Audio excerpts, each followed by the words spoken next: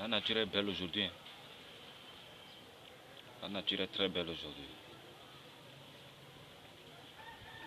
La santé est une grande chose, c'est une grande richesse. La santé est une grande richesse que beaucoup ignorent. Moi, je préfère être en bonne santé et ne pas avoir assez d'argent. Je préfère être en bonne santé et ne pas être riche. Ah, c'est mieux, hein? Je préfère être en bonne santé et ne pas être riche. C'est mieux. Qui accepterait être riche et être malade tout au long de sa vie? Jamais. Jamais.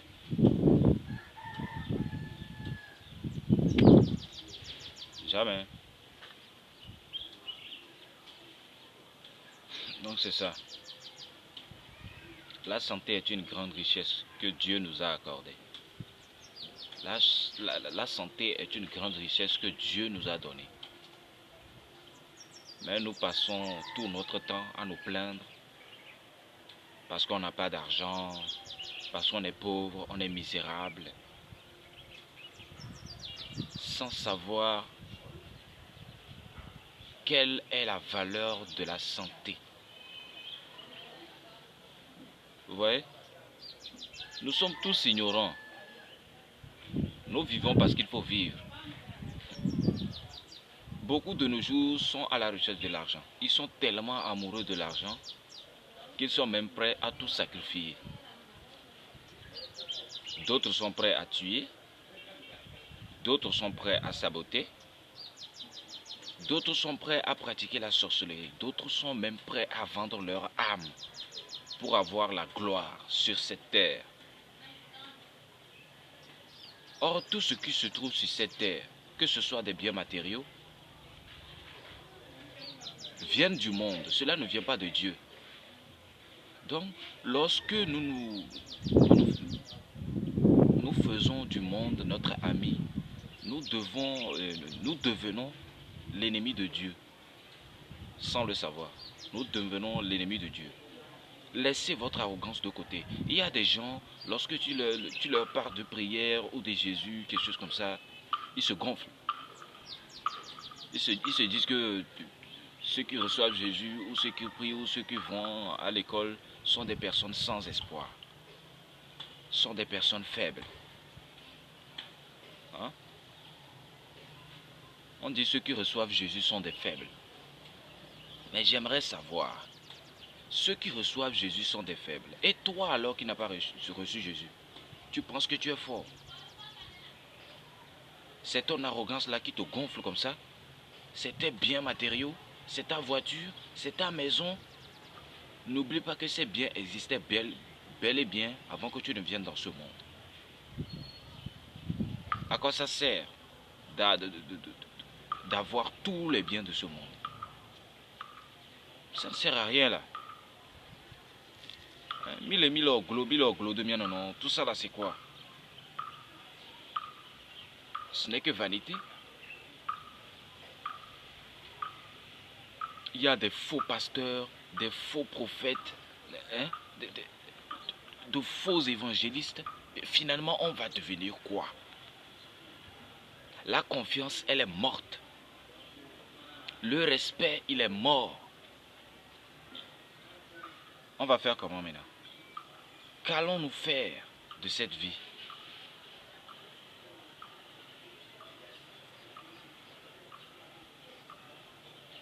On en a même marre d'aller à l'église. Et retenez ceci, ce n'est pas seulement l'église qui va vous sauver. Ce n'est pas aller à l'église qui va vous amener au paradis. C'est votre cœur, c'est vous-même, vos sentiments qui vous jugeront. Vos œuvres, vos comportements qui vous jugeront. Vous n'avez pas forcément besoin d'aller à l'église pour qu'on dise que vous êtes chrétien. Non. Être chrétien, c'est dans le cerveau, c'est dans le cœur. Un vrai chrétien, on voit un vrai chrétien, on reconnaît un vrai chrétien par rapport à ses œuvres, par rapport à son comportement, par rapport à tout ce qu'il fait. C'est tout. N'oubliez pas que le diable est parmi nous à l'église. Le diable aussi va à l'église. La preuve, Satan connaît tous les versets de la Bible. Il connaît toute la Bible, même plus que certains chrétiens de nos jours.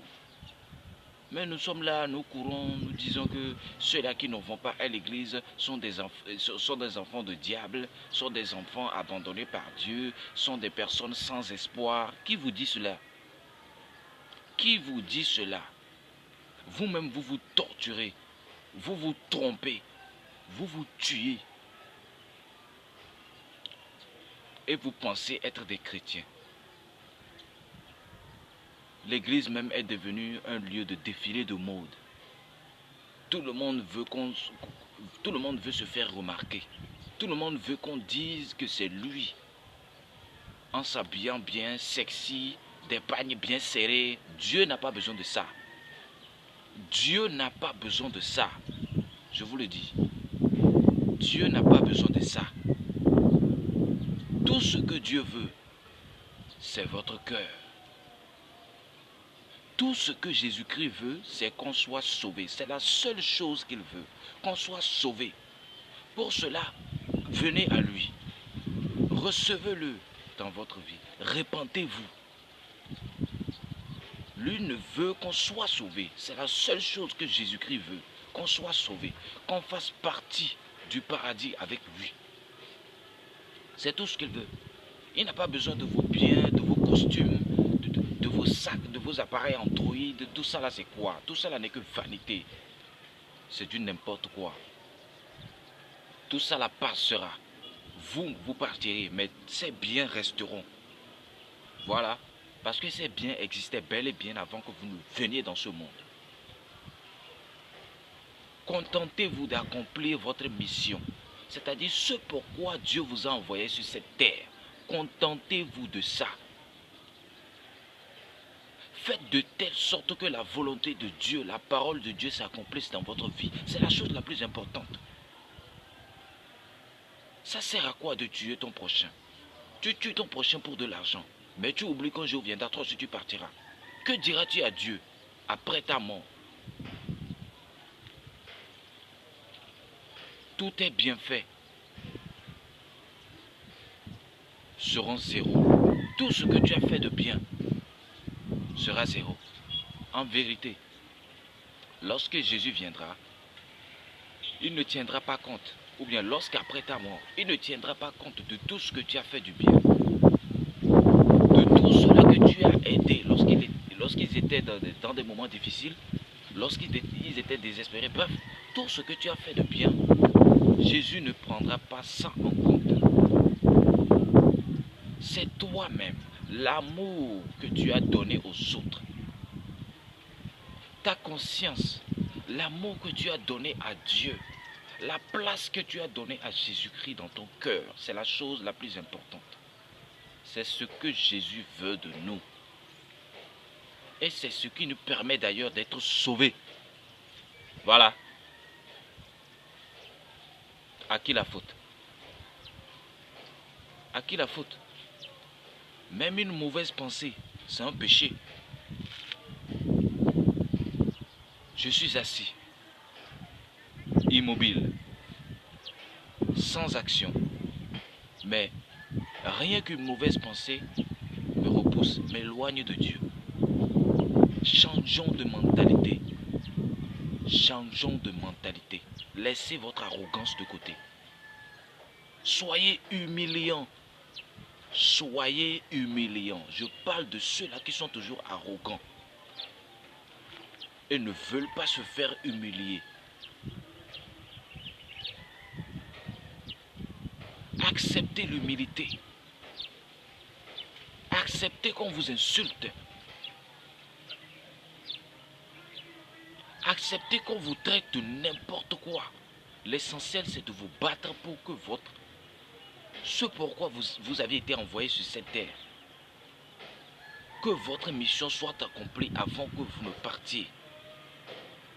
C'est simple. Il y a d'autres qui n'aiment même pas entendre parler de Dieu. Parce qu'ils se disent que lorsque tu reçois Jésus, ça prend du temps. Ça prend du temps, certes, normal. Parce que chacun a son temps. Dieu connaît mon temps. Dieu connaît ton temps. Dieu connaît le temps de tout le monde. Alors soyez patients, c'est tout. Soyons patients, c'est tout. Je vous remercie.